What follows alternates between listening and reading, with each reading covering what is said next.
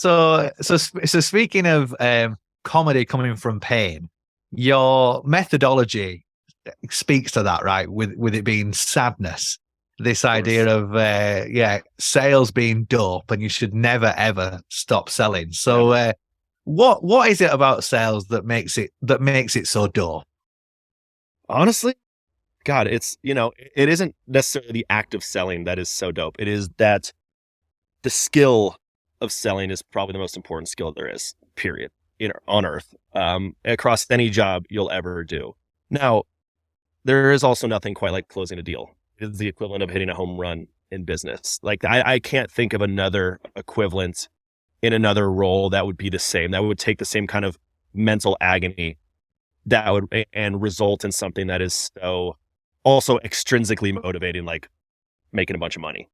So as soon as you stop selling, you stop getting to the things that you want. You start becoming more passive. You start being less proactive things in life that you're trying to achieve and the goals that you want. So that's why it's sadness, but it also hurts a lot. So that's why it's sadness. You know, So you've got the highs, and the lows yes, of sales, which I think a lot of people will definitely relate to. Now, this particular episode is F in the A to Z guide to sales jargon, and it's the methodology I came up with, which was FLUMPS: forceful, loud, unapologetic, maximum pressure selling, which was inspired. Some people might say stolen from your oh, methodology, right? I thought I might do one of those. So what's your take on mine then? What do you think about forceful selling? I mean, not going to work that well, not anymore. No. Unless you're slinging cars on the car lot where your client will then drive away and most likely never come back. I don't know if that will still work nowadays. I think sales is much more consultative. It's much more cooperative than it used to be, or at least than it used to be portrayed. I think of Grant Cardone when I hear flumps or when I read forceful, Yeah. pushing, like that whole thing is just like I think it's also, perhaps more importantly, it's the way I think the rest of the world views sales that aren't of folks who aren't in sales, and especially in tech sales. And that's just not what it is. That's not what the best people do.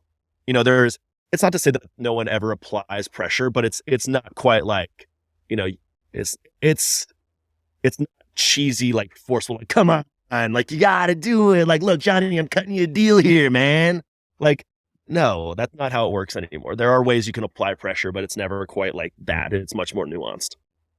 Yeah, I couldn't agree more with you. I think the sellers that I've worked with in the past that are right at the top of their game, they're kind of unlike any other humans I've met before, right? They think differently, the way that they've got the ability to interact with people, but also to get a deal over the line.